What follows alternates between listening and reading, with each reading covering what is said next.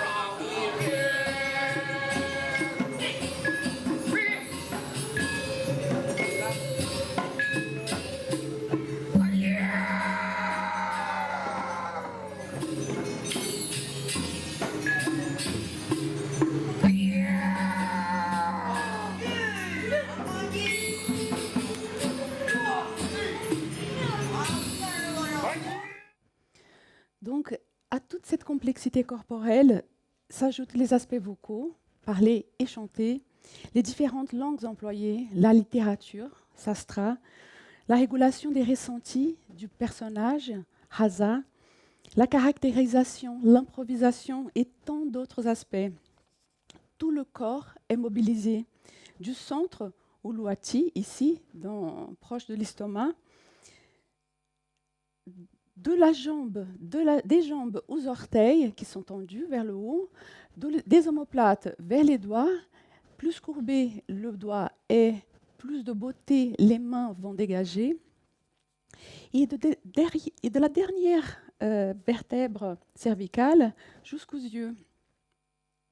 Nous sommes en isométrie continuelle, en oscillant avec des instants de rétention et de développement de mouvement. On navigue entre une densité musculaire vigoureuse, crasse, forte, et une autre douce, manisse. Alors, en 2011, pendant un autre voyage de terrain, j'assistais à une discussion d'un groupe d'enseignants de l'Académie de Art de Denpasar. Et là, un sujet a été évoqué et discuté longuement. Le manque de taksu dans cette école. Il n'y avait pas de taksu là-bas, il n'y a plus. J'étais chez la famille d'un danseur réputé, connu, chercheur, Amadé Bandem, et lui aussi était extrêmement préoccupé par cela. Et il avait quelque chose de grave dans cette discussion, parce que de manière sous-jacente, c'est comme s'il y avait du manque de taksu à Bali même. Et la notion de taksu est difficile à cerner car elle est relationnelle. Elle concerne ce qui se passe en scène entre celui qui fait l'action, qui est dans la narration, et le performeur, et celui qui l'assiste, le public. Et pour vous donner un exemple, voici une partie du public qui attend à voir une présentation de Wayang Wong au village de Mas, dans un Odalan. Et vous allez remarquer, en observant cette photo, que personne ne regarde vers le même endroit. Et cela est très emblématique de cette ambiance polyphonique, profuse, avec des multiples éléments qui caractérisent même le concept de beauté à Bali. Et là, bien sûr, on voit la partie visible du public, parce qu'il y a aussi la partie invisible, Iskala. Et c'est toute cette profusion d'événements. Elle a l'objectif d'entretenir l'équilibre entre les éléments de la nature et également d'inviter les ancêtres divinisés, les divinités, à siéger dans les hôtels, dans les temples. Et aussi à maintenir les entités qui dérangent au calme. Lorsque le spectacle commence, l'attention des spectateurs du Sekala, du monde visible, et du Niskala trouve une source de divertissement. Et avec une telle concurrence de stimulus, il n'est pas anodin que taksu soit tellement important. Bien qu'il circonscrit au champ des arts et de la médecine, il y a quelques interprétations de taksu qui l'englobent dans toutes les professions. Sa présence serait associée au talent personnel, à l'accomplissement d'un travail bien réussi. Taksu donne nom aussi à un hôtel dans les maisons de chaque maison balinaise, dans un temple familial. Et Sangha Taksu est également présent dans des temples, comme le Besaki, le plus important de l'île. Un texte important où on retrouve des indications sur le Taksu est le Dharma Pangamburan sur Lontar et un Lontar. C'est un code ésotérique pour celles et ceux qui veulent apprendre le Gambu. Il donne des enseignements, mais aussi des indications rituelles, des mantras, des formules magiques, pour que les performeurs puissent accéder à son rôle et s'unifier à son personnage principalement, et aussi pour avoir Taksu. Taksu visite, mais il n'entraîne pas la transe. Dans ce sens, Taksu est aussi une entité invisible qui peut siéger dans les hôtels, comme nous avons vu, mais aussi dans des objets, dans les coiffes, comme celle-ci, les masques, les marionnettes, Wayangkulit, par exemple. Et devant cette pluralité de significations, je me suis intéressée à comment cette notion a été élaborée, formulée par les artistes que je côtoyais. Donc, je leur ai demandé simplement « Qu'est-ce que c'est Taksu ?» Ah, pas Taksu. Et voici la réponse de Nino Manchandri, grande maître Arja de Lille. Ibu, apa taksu? Taksu? Taksu sulit kalau bilang apa taksu. Taksu itu ilmu, kepintaran, seperti Ibu bilang tadi. Taksu itu kalau sudah berani, tidak kalah, tidak takut, sudah pintar, pasti taksu datang. Taksu itu ilmu, kepintaran, pemberanian, dan bisa menyatukan pikiran dengan penonton, dengan tidak mau dikalahkan. Alors, si presque tous les interviewés et d'autres sources s'accordent à placer Taksu dans l'ordre d'une escalade de l'invisible, ils ont tous beaucoup de difficultés de nommer Taksu. C'est comme du vent. C'est quelque chose qu'on essaie de rattraper et tout de suite elle s'enfuit. C'est quelque chose qu'on peut inviter mais qu'on peut difficilement contrôler. Il y a un consensus également par rapport à l'importance des aspects techniques, du contrôle des énergies, de la maîtrise de la respiration, du rasa, ce ressenti qui donne le goût à une présentation, le rituel. Pour d'autres, Taksu est l'union entre Bayu en tant qu'action, les paroles, sabda, et la pensée, idep. Taksu pour permettre les gens de faire des choses extraordinaires, des choses qu'ils ne savaient pas faire auparavant, ou même très difficiles physiquement. Certains vont demander, par exemple, sur le besoin d'offrandes pour accéder à Taksu, en donnant l'exemple de Charlie Chaplin. Lui, il avait Taksu, et pourtant, il ne faisait pas d'offrande. Certains aussi vont dire que Taksu est à l'intérieur de chacun, comme une conviction qu'on apprend. Plus récemment, un artiste a affirmé que Taksu serait l'union entre technique, rasa et l'individualité du performeur.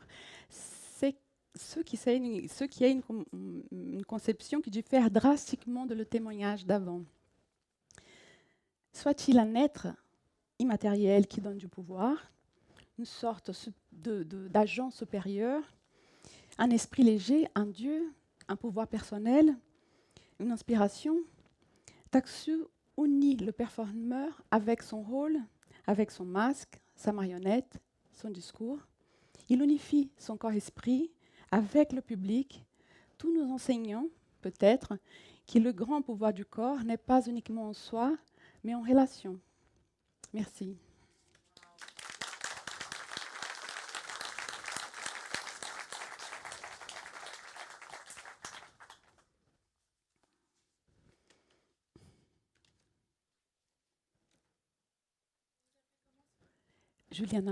Juliana Coelho. Bonjour, donc on va procéder aux questions. Si quelqu'un a une question, vous pouvez lever la main et je vous passerai les microphones, s'il vous plaît.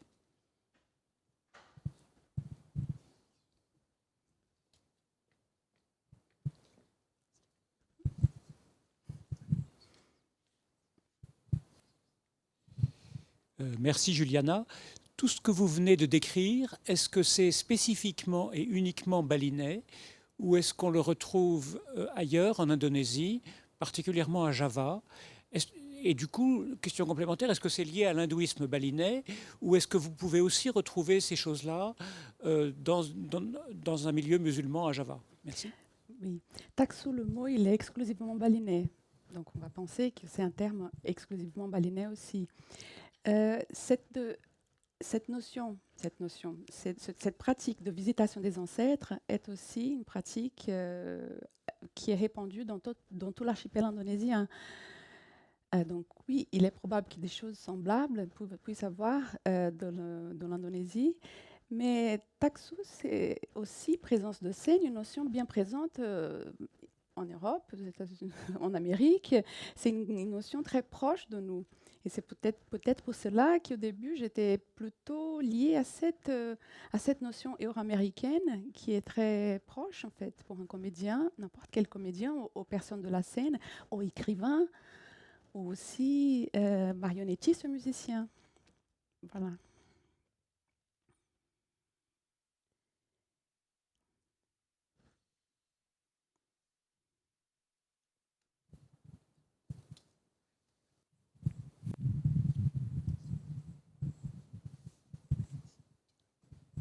Bonjour.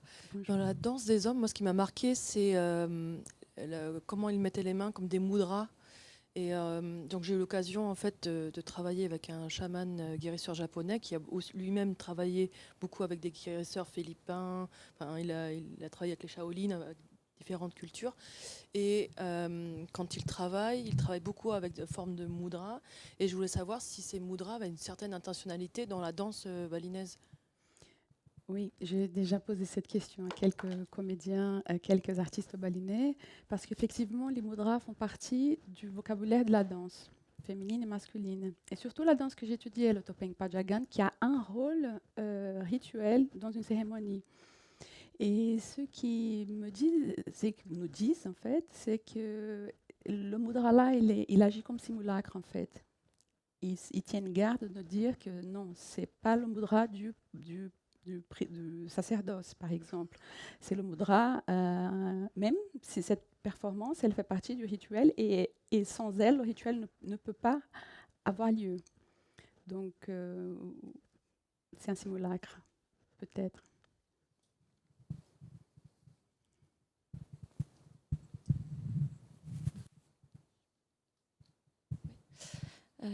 Bonjour, merci beaucoup pour cette conférence. Ça fait écho un petit peu à des choses que j'ai vécues dans ma vie, parce que j'ai vécu longtemps en Indonésie et je voulais danser, et il n'y avait que de la danse balinaise disponible alors que j'étais dans une famille javanaise et un contexte javanais. Et en fait, on me disait, ok, tu peux apprendre la danse balinaise, mais va pas trop loin. Et c'était une notion un peu de pas... pour moi, j'avais associé ça à la trance, et vous avez dit que c'était pas la même chose, Taksu et la trance. Et quelles sont la distinction, quelles sont les différences? D'accord. Les balinais, ils divisent la transe en 4 types. 2 types, disons, de transe, de possession avec des esprits d'un monde plus supérieur, et 2 autres avec des esprits, un de cette transe par des fantômes, disons, et d'autres par des esprits du monde inférieur, du bourg, des Bhutakal. Donc là, ceux qui disent à maintes reprises, c'est que si le comédien, si l'artiste, il accède à la transe, c'est plus facile pour lui d'accéder à Taksu, par exemple. Mais ce n'est pas tout à fait la même chose. Il y a un comédien qui me parlait que Taksu est comme un esprit léger. Mais ce n'est pas effectivement un esprit où on perd la notion. Et c'est impossible d'ailleurs de perdre la notion dans une représentation théâtrale. On ne peut pas se permettre à une telle chose. Tout est très maîtrisé. Mais il a cette dualité que les comédiens arrivent à cerner, en fait, d'être soi et avoir quelqu'un d'autre à côté, presque. Donc, Taksu, peut-être, est lié à cela. Et par la transe. Bon, par la transe...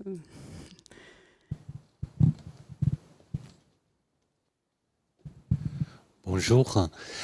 Si j'ai bien compris, vous avez dit que des comédiens parlaient qui n'y avait plus tellement de Taksu dans la danse balinaise aujourd'hui. Je voudrais savoir s'ils évoquent les raisons pour lesquelles ils ne trouvent pas ou pourquoi ça se voit plus comme auparavant, peut-être.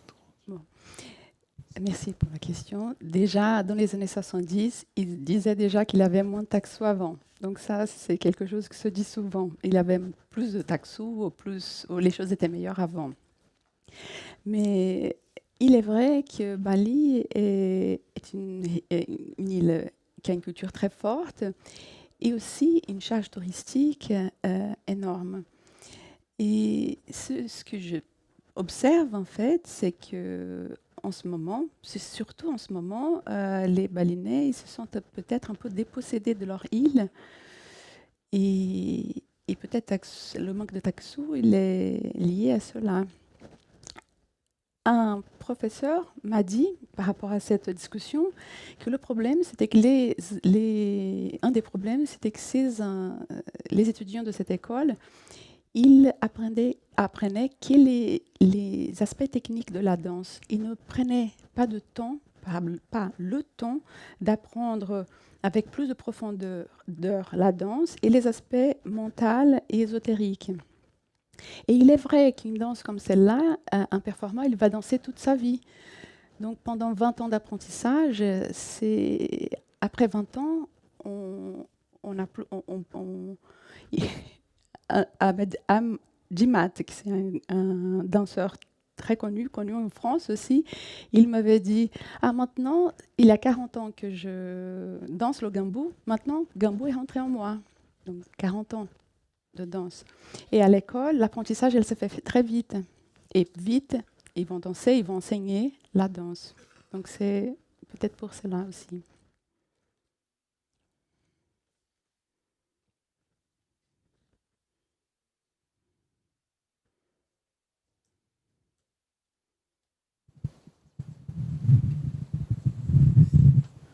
Bonjour et encore bravo pour cette découverte et merci. En fait, j'ai deux petites questions. Il y en a une, c'est sur, vous avez parlé du champ des arts et de la médecine, et je me demandais dans quelle mesure le taxu est une médecine. Ça, c'est la première question. Taxu, ce n'est pas la médecine en soi, mais c'est le pouvoir du médecin d'apporter la guérison. D'ailleurs, après avoir étudié taxu dans les arts de la scène, ils m'ont dit aussi, maintenant, il faut que tu découvres taxu dans la médecine. Parce que c'est un autre monde aussi. Mais c'est spécialement le médecin qui arrive à trouver le médicament, certes, avoir la parole correcte pour apporter la guérison au patient. Donc c'est ce pouvoir aussi. Okay, merci. Et la deuxième question, c'est si à Bali, taxu disparaît, dans quel endroit plus particulièrement on peut voir ou découvrir et taxu et la danse et les masques et la confection des masques? Bon, je ne pense pas que taxu disparaît effectivement de Bali. Il est là. Bon, vous demandez à quelqu'un qui est passionné de la danse balinaise de Bali où voit les masques. Je vous dirais à Bali aussi. Mais il est vrai que dans tout l'archipel indonésien, il y a d'autres manifestations très intéressantes aussi à voir.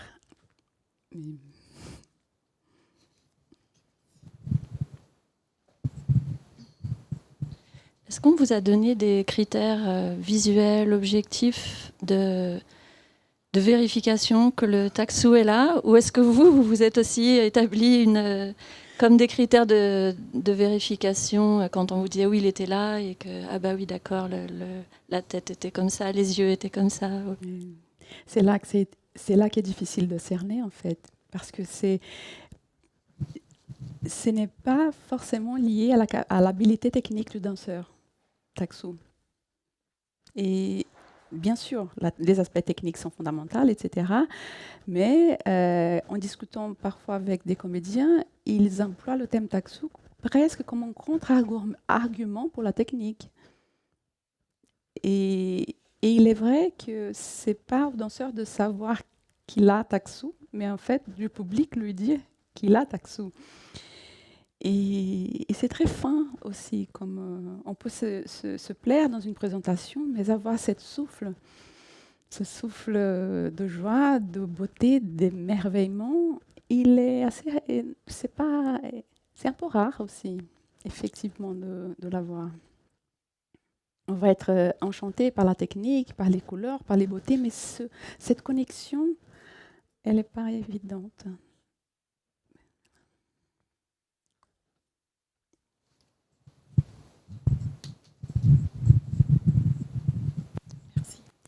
Bonjour, merci pour cette conférence qui réveille notre curiosité. Je voudrais savoir, donc le taxu, on peut dire qu'il touche un peu tout, les sphères de la vie. Et puis une autre petite question, à quel âge on peut commencer à danser, à rentrer dans cet univers? Merci. Merci pour la question. Il y a certaines personnes, il y a deux clans, disons, ceux qui vont dire que taxu est restreint au champ des arts et de la médecine, et un autre qui va dire non, taxu, tout le monde pourra avoir un taxu, le chauffeur de taxi, tout le monde. Et ils disent, et c'est drôle parce qu'ils donnent cet exemple du chauffeur de taxi. Donc, chauffeur de taxi. Et on va commencer à danser très tôt, dès qu'on peut. Normalement, dans les familles où les parents sont danseurs, l'enfant il va commencer à apprendre à 6-7 ans. Après, et vous avez vu les filles. Et après, il y a aussi des adultes qui apprennent, mais assez tôt, vers 6-7 ans, je dirais.